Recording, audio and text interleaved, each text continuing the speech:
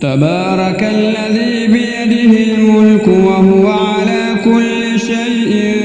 قدير الذي خلق الموت والحياة ليبلوكم أيكم أحسن عملا وهو العزيز الغفور الذي خلق 7 سماوات طباقا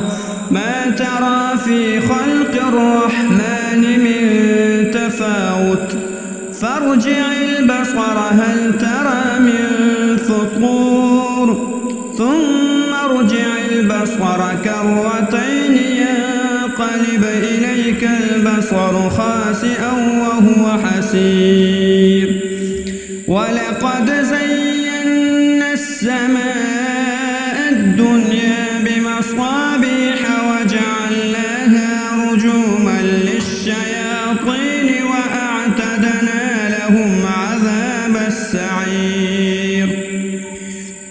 وللذين كفروا بربهم عذاب جهنم وبئس المصير إذا ألقوا فيها سمعوا لها شهيقا وهي تفور تكاد تميز من الغيظ كلما ألقي فيها فوج سألهم خزنتها ألم يأتكم نذير قالوا بلى قد جاءنا نذير فكذبنا وقلنا ما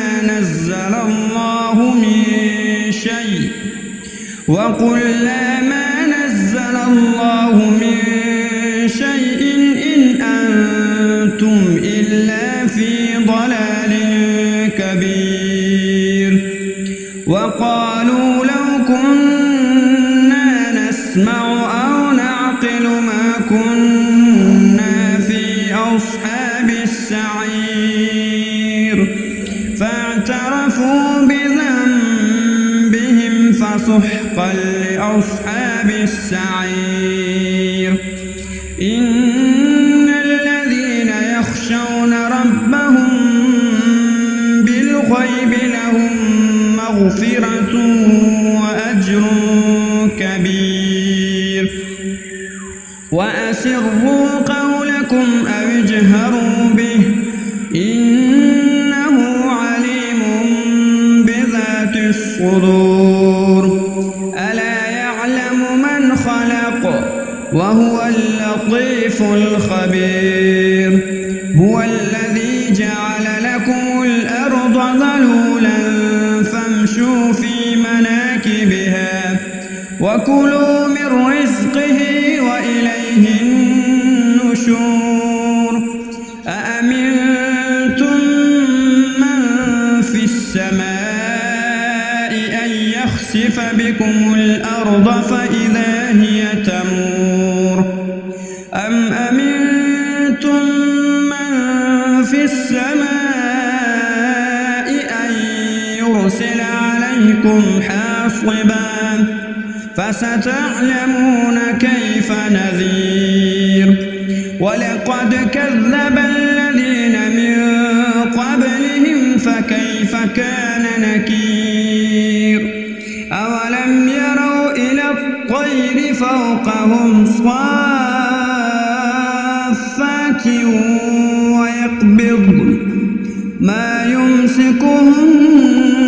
إلا الرحمن إنه بكل شيء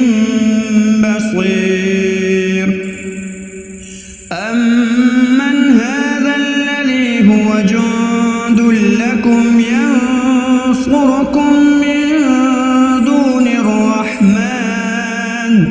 إن الكافرون إلا في غرور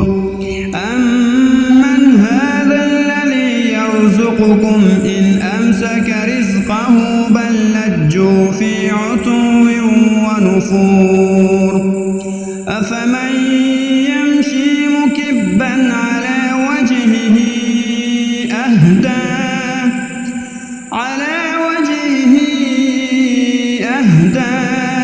أمن يمشي سويا على صراط مستقيم قل هو الذي أنشأكم وجعل لكم السمع والأبصار والأفئدة قليلا ما تشكرون قل هو الذي ذرأكم في الأرض وإليه تحشرون ويقولون متى هذا الوعد إن كنتم صادقين قل إنما العلم عند الله وإنما أنا نذير مبين فلما رأوه زلفة